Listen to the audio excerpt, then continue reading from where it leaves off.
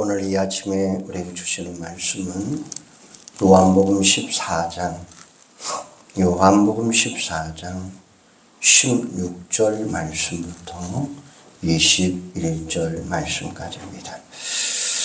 요한복음 14장 16절에서 21절입니다. 내가 아버지께 구하겠으니 그가 또 다른 보혜사를 너희에게 주사 영원토록 너희와 함께 있게 하리니 이는 진리의 영이라.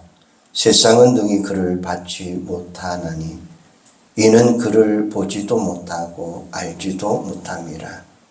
그러나 너희는 그를 아나니 그는 너희와 함께 거하시며 또 너희 속에 계시겠습니다. 내가 너희를 고아와 같이 버려두지 아니하고 너희에게로 오리라. 조금 있으면 세상은 다시 나를 보지 못할 것이로되 너희는 나를 보리니 이는 내가 살아있고 너희도 살아있겠습니다.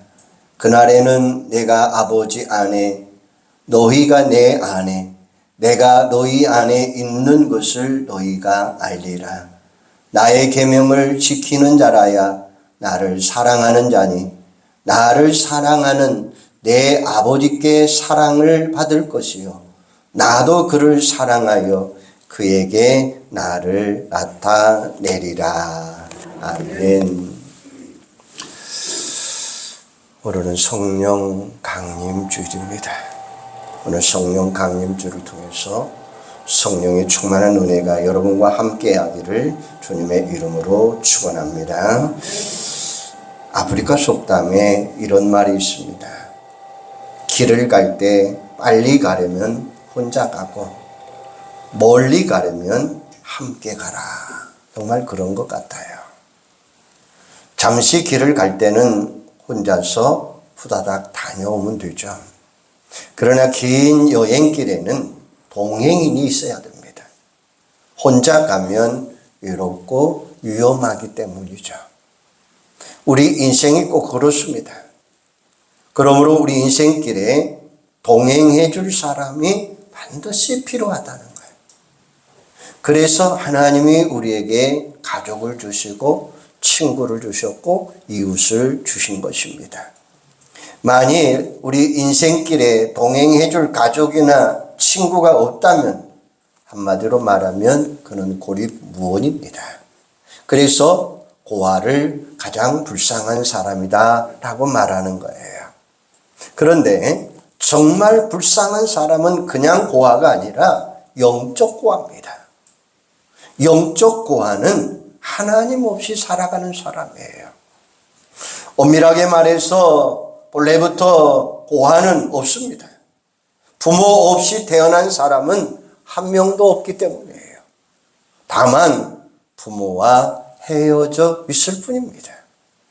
그와 마찬가지로 모든 인간은 하나님의 피조물입니다. 그런데 죄로 말미암아 하나님과 단절되고 멀리 떨어져 살아갈 뿐입니다. 이처럼 영적 고아가 된 인간에게 모순적인 사실이 있습니다. 한편으로는 하나님을 그리워하면서 다른 한편으로는 하나님을 거부합니다. 그러다 보니까 인간이 외롭고 위험한 인생을 살아가고 있는 것입니다. 그리고 마침내 영원한 멸망으로 떨어져 가는 거예요. 정말 안타깝고 불쌍한 일이 아닐 수가 없습니다.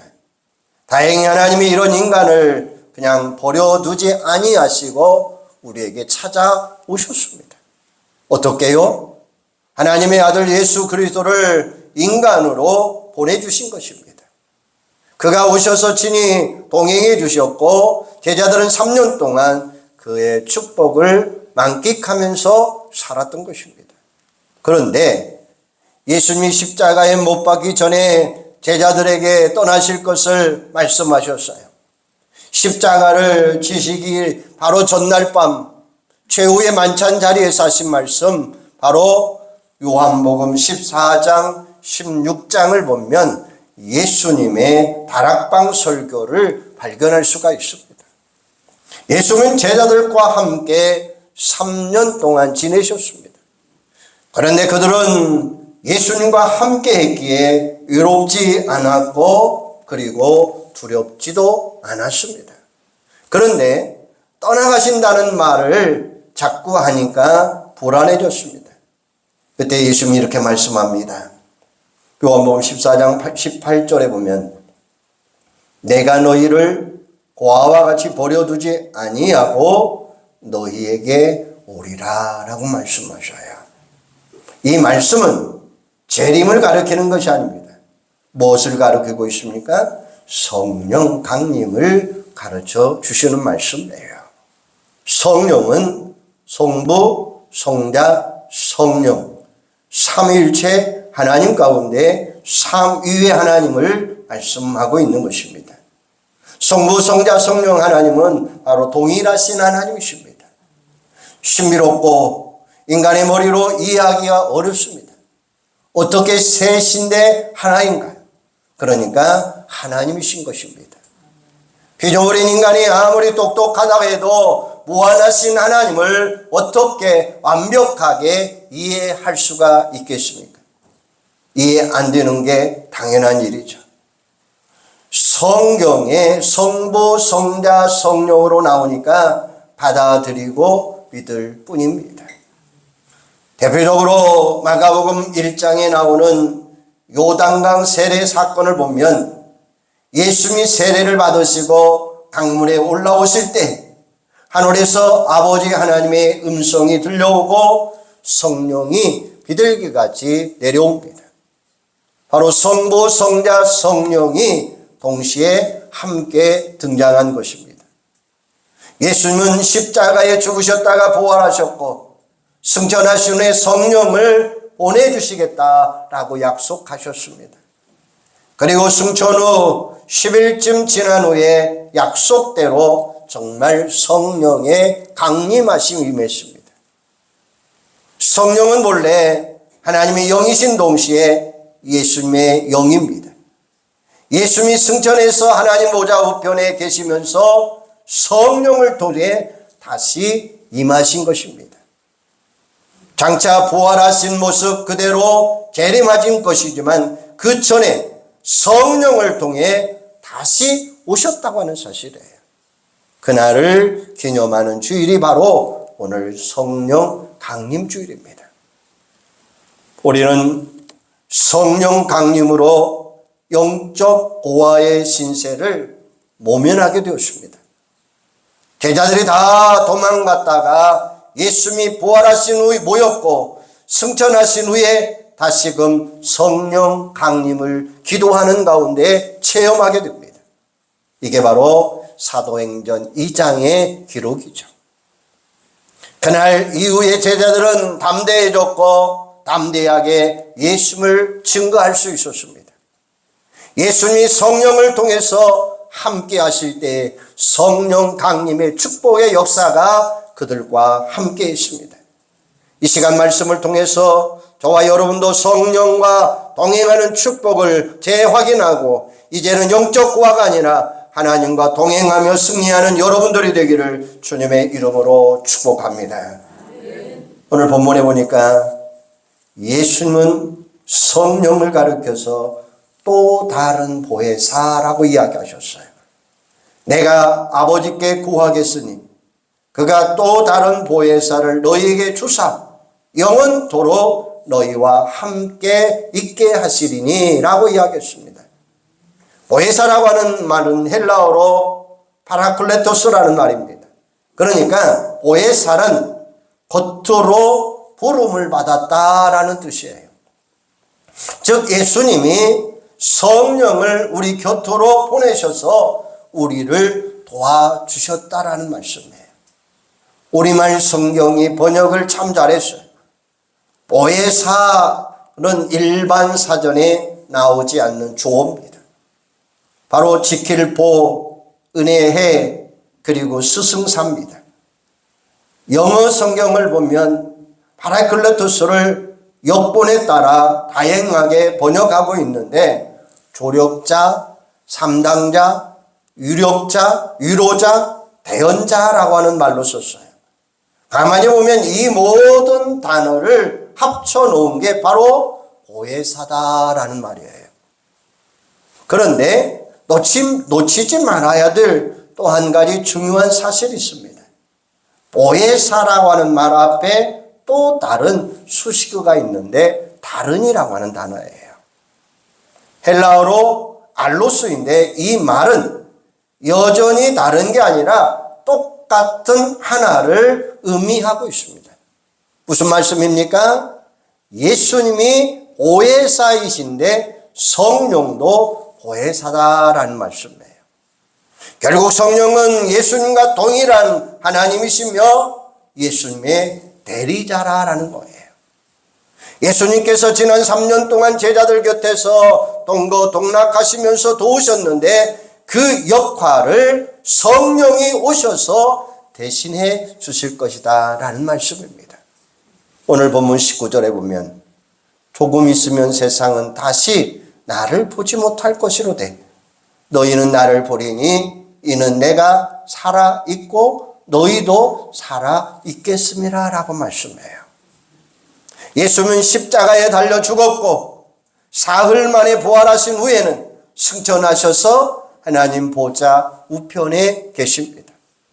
그러므로 제자들은 재림하실 때까지 예수님을 육신으로 다시 볼 수 없습니다. 그런데 다시 오시겠다는 거예요. 성령으로 다시 오신 것입니다.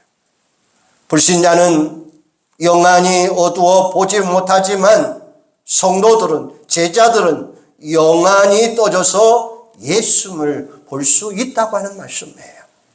오늘 우리도 마찬가지입니다. 예수님은 육신으로 보는 게 아닙니다. 성령을 통해서 예수님을 만나고 예수님을 봐야 될 줄로 믿습니다. 그리고 성령 안에서 예수님과 영적인 교제를 맺으며 살아가셔야 돼요. 본문 20절에 보면 그날에는 내가 아버지 안에 너희가 내 안에 내가 너희 안에 있는 것을 너희가 알리라 라고 말씀해요. 그날 성령 강림날 성령이 오시면 이렇게 된다는 거예요. 삼위일체 하나님과 영적으로 하나가 됩니다. 이를 가르쳐서 신비로운 연합이라는 것입니다. 한번 예를 들어 생각해 볼까요? 아주 적절한 A일지 모르지만 바닷물 속에 큰 드럼통이 넣는다고 한번 생각해 보십시다. 드럼통이 바닷물 안에, 바닷물이 드럼통 안에 있는 거예요. 성령은 무한하신 영이고 내 안에 계시고 동시에 나를 품어주신다라는 말씀입니다. 예수님도 마찬가지로 성령을 통해서 내 안에 들어와 계시고 동시에 나를 품어주시겠다라고 말씀해요. 여러분, 예수님이 부활 승천하시면서 마지막에 우리에게 주신 말씀이 뭡니까? 마태복음 28장 20절에 보면 볼지어다 내가 세상 끝날까지 너희와 항상 함께 있으리라 말씀하셨어요. 이 말씀은 육신적으로 이해하려고 하면 황당한 말씀입니다.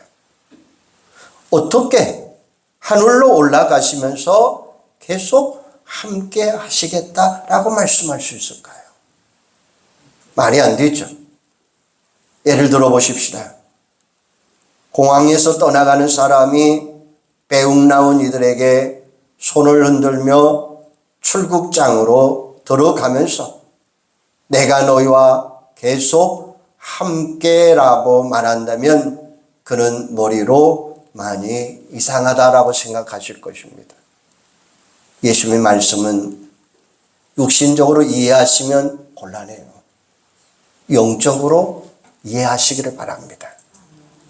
다락방에서 하셨던 성령 강림의 약속을 재확인해 보면 됩니다. 성령 강림 후에 예수님이 성령을 통해서 함께 하시겠다라고 말씀하셔요. 고린도전서 3장 16절에 보면 너희가 하나님의 성전인 것과 하나님의 성령이 너희 안에 거하는 것을 알지 못하느냐. 할렐루야. 바로 성령의 강림, 성령의 내주하심을 이야기하고 있는 거예요. 예수 믿는 사람이라면, 예수 믿는 성도라면 예의 없이 이렇게 될 수 있다는 것입니다. 따라서 이 모든 말씀을 한마디로 표현하면 이렇습니다. 성령은 보혜사로서 영원토록 곁에서 도와주시는, 즉 평생 도움이시다라는 말씀이에요. 그것도 우리 각자에게 전속 도움이라고 하는 말씀이에요. 무한한 성령이시기에 우리가 모여 있을 때도 함께 하지만 흩어져 있을 때도 여러분 각자에게 함께 하시는 평생 도움이 성령이 우리와 함께 하시겠다라는 말씀입니다. 그러면 보혜사 성령님이 우리 곁에 오셔서 하시는 일이 무엇일까요? 여러 가지로 있겠지만 네 가지만 말씀을 드리려고 해요. 첫째는 구원의 역사입니다. 성령은 우리에게 오셔서 구원의 역사를 이루시는 분이십니다. 내가 예수 믿으면 죄사함 받고 하나님의 자녀가 됩니다. 그런데 그 믿음이 어떻게 생기나요? 학습을 통해서 아니에요. 성령이 오셔서 죄를 깨닫게 해주시고 십자가 복음도 깨닫게 하시는 거예요. 그래서 고린도전서 12장 3절에 보면 성령으로 아니하고는 누구든지 예수를 주라 할 수 없느니라 라고 말씀하고 계시는 거예요. 어느 집사님이 오랜 기도 끝에 시어머니를 모시고 교회에 갔습니다. 바로 그날 설교가 시어머니가 느끼기에 자신을 두고 이야기하는 것만 같았습니다. 마음에 찔린 겁니다. 집에 와서 넌지시 며느리에게 물었어요. 애야, 너 혹시 교회 가서 우리 집안 이야기 안 했느냐라는 것이었어요. 그 다음에 또 비슷한 일이 일어났어요. 며느리는 그게 아니라 성령이 어머니를 깨닫게 해주시는 것입니다 라고 설명을 했어요. 평소에 좋은 관계가 아니니까 우리 오해하기 쉽다라는 말씀이죠.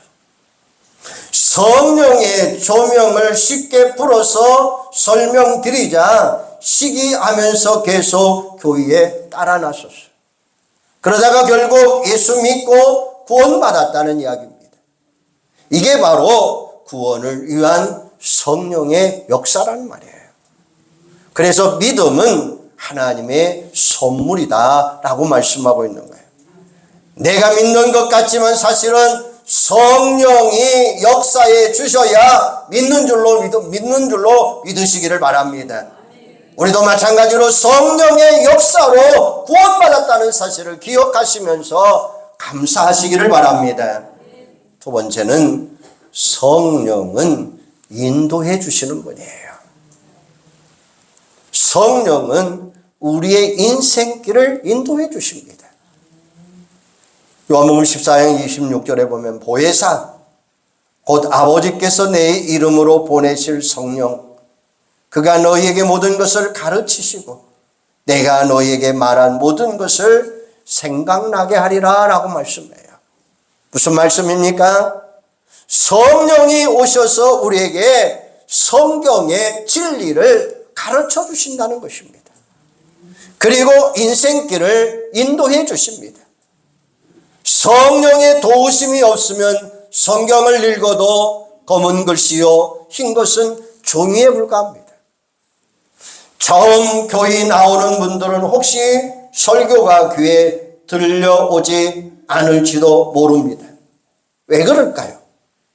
한국말을 하는 것인데 성령의 도우심을 받지 못하면 그럴 수밖에 없다는 거예요. 사도 바울은 이렇게 증거합니다. 로마서 8장 14절에 보면 무릇 하나님의 영으로 인도함을 받는 사람은 곧 하나님의 아들이라. 너희는 다시 무서워하는 종의 영을 받지 아니하고 양자의 영을 받았으므로 우리가 아빠, 아버지라고 부르짖느니라 라고 말씀하셔요. 예수 믿으면 하나님의 자녀가 되는데 성령이 그 안에 들어오셔서 내주하시면서 인도해 주시겠다는 거예요. 아버지라고 부르는 것도 성령의 역사심 때문에 가능하다고 하는 사실이에요. 성령의 인도하심은 인간의 생각보다도 더 크고 놀라운 역사가 일어나게 된다고 하는 사실입니다. 내 생각대로 인생을 사는 것보다 성령의 인도하심을 따라 사는 것이 더 큰 유익이 되는 줄로 믿습니다. 그래서 사도 바울을 가리켜서 세계 복음의 주역자다라고 말하고 있는 거예요. 틀린 말은 아니지만 정확하게 말하면 그 모든 것을 이루시는 분은 성령이셨다라는 사실입니다. 사도행전 16장을 보면 사도 바울이 소아시아에서 맴돌고 있었습니다. 그런데 성령이 자꾸만 길을 막습니다. 고민하며 기도하던 사도 바울이 환상을 보게 되는데 마게도냐 사람이 나타나 빨리 와서 우리를 도와달라고 손짓을 합니다. 그 환상을 보고 사도 바울이 비로소 유럽으로 떠나가게 됩니다. 그 후에 빌립보에 복음이 전파되었고 더 나아가 유럽의 복음화를 이루는 세계 복음화 역사가 이루어진 것입니다. 오늘 우리도 마찬가지입니다. 성령의 인도하심을 받아서 내 생각보다는 크신 하나님의 뜻을 이루면서 인도함 받는 승리자들이 되기를 주님의 이름으로 축원합니다. 세 번째, 성령은 보호해 주시는 분이에요. 예수님은 제자들에게 고아와 같이 버려두지 아니하겠다라고 약속하셨습니다. 염려할 게 없다는 거예요. 바로 세상을 두려워하지 말고 담대하게 믿음으로 나가면 반드시 내가 너와 함께 하겠다, 승리하도록 도와주시겠다는 말씀이에요. 요한일서 5장 18절에 보면 하나님께로부터 나신 자가 그를 지킴에 악한 자가 그를 만지지 못한다라고 말씀하고 있어요. 하나님에게서 나신 자는 예수님을 가리킵니다. 그리고 예수님과 동일한 보혜사로 오신 성령을 가리켜요. 바로 보혜사 성령이 보호해 주시니까 악한 마귀도 만지지 못하게 되겠다라는 거예요. 또 터치, 이보다 더 확실한 경우가 어디가 있겠습니까? 여러분, 우리가 이 세상 살아갈 동안 나 자신을 봐도 그렇고 자녀들을 생각하면 얼마나 불안합니까? 어떻게 하면 좋을까요? 경호원 붙일까요? 경호비도 비싸서 붙일 수도 없습니다. 모든 것이 시원치 않습니다. 그러면 어떻게 할까요? 성령은 우리의 보호자가 되어주시겠다라고 말씀하셨습니다. 여러분, 모든 것 성령께 맡기고 성령의 보호함을 받는 여러분들이 되기를 바랍니다. 월남전에 참석한 어느 청년의 이야기입니다. 그에게는 기도하는 어머니가 있었습니다. 아들의 안위가 염려되었지만 성령의 보호하심을 믿고 어머니는 주야로 간구합니다. 마침내 아들이 무사히하게 귀국을 했습니다. 아들이 사선을 넘는 이야기를 들려줍니다. 어느 날 베트콩과 치열한 전투 중에 포탄이 날아와서 급히 피하라고 했습니다. 그런데 갑자기 제자리에 빨리 엎드려 하는 소리와 함께 누군가를 자기를 누르더라는 것입니다. 그 순간 피하려고 했던 바로 그 지점에 포탄이 떨어졌던 것입니다. 주위를 둘러봐도 아무도 없었습니다. 이상하다 싶었는데 어머니의 기도로 성령의 도우신 것이 분명하다고 하는 고백이 이 아들의 고백이었습니다. 성령의 보호하심이 이렇게 오묘하고 신비한 것입니다. 아무쪼록 험한 세상 살아갈 수 있도록 성령의 보호하심과 간구하심이 평안한 삶을 살아가는 여러분들이 되기를 주님의 이름으로 축원합니다. 네 번째, 성령은 위로자 되시는 분이십니다. 파라클레토스, 다양하게 번역되어 있는데 그 중에 상담자, 위로자라는 말이에요. 성령은 위로자로서 우리들과 함께 하시는 분이십니다. 고난을 당할 때 우리를 위로해 주시고 새심을 주시고 승리케 하시는 분이 성령님이십니다. 바울은 온갖 고난을 당한 사람입니다. 죽음, 고비도 많이 있었습니다. 그 가운데 하나님의 위로를 체험하고 그 가운데 성령의 위로를 체험한 그는 이렇게 고백합니다. 고린도서 1장 3절에 보면 찬송하리로다.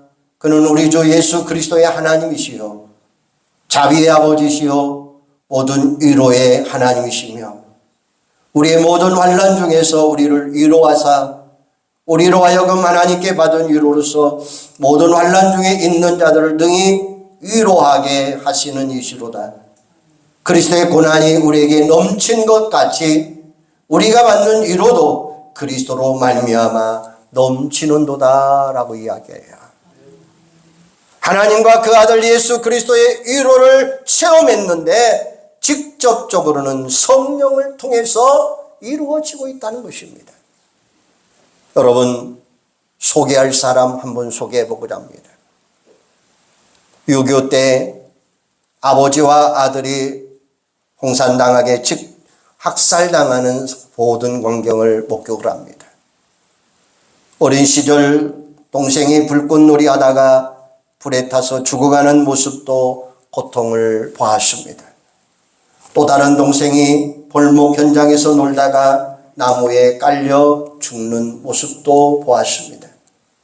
어른이 되어서도 수많은 고난을 당합니다. 고등학교 교감으로 봉직하던 동생이 어린 내 딸을 남겨두고 가문암으로 죽는 고통을 겪게 됩니다. 자신의 딸이 젊은 날에 위암으로 고통을 겪다가 어린 딸을 부탁하며 세상을 떠납니다. 고아원을 차려야 할 정도로 많은 유자녀들을 떠날 수밖에 없습니다. 기가 막힌 사실이었습니다. 이런 사람이 어떻게 온전한 삶을 살아갈 수 있었을까요? 놀랍게도 그 사람은 시시 총재로 사역했던 고 김중곤 목사님이셨습니다. 그는 극한 고난을 겪으면서도 그는 이렇게 고백합니다. 정직하게 고백하면 나는 하나의 얼굴로는 웃고 다른 하나의 얼굴로는 울었습니다. 내 영은 주님을 찬양하고 기뻐하고 감사하며 깊은 곳에서 샘물같이 환히 솟았습니다. 내게 깊은 위로와 감사와 찬송과 평안이 있습니다. 그것은 내게서 나온 것이 아니라 성령이 내게 주시는 것이었습니다. 라는 고백이었습니다. 사랑하는 여러분, 이와 같은 성령의 위로가 있었기 때문에 그는 승리자의 삶을 살 수 있었고 그 엄청난 사역을 감당하며 이 땅에 청년 대학생 복음화를 넘어 한국 복음화에 크게 위대했던 사람이 되었던 것입니다. 성령의 위로가 그를 위대한 사람으로 만들어 놓았습니다. 그러므로 성도된 우리에게 보혜사 성령님은 평생의 도우심이 될 뿐만 아니라 우리의 절망이 소망으로 채워질 수 있다는 것입니다. 이 사실을 믿고 성령을 의지하시면서 승리하시기를 바랍니다. 그런데 우리는 육신에 얽매여 살다가 성령을 소멸할 때가 얼마나 많습니까?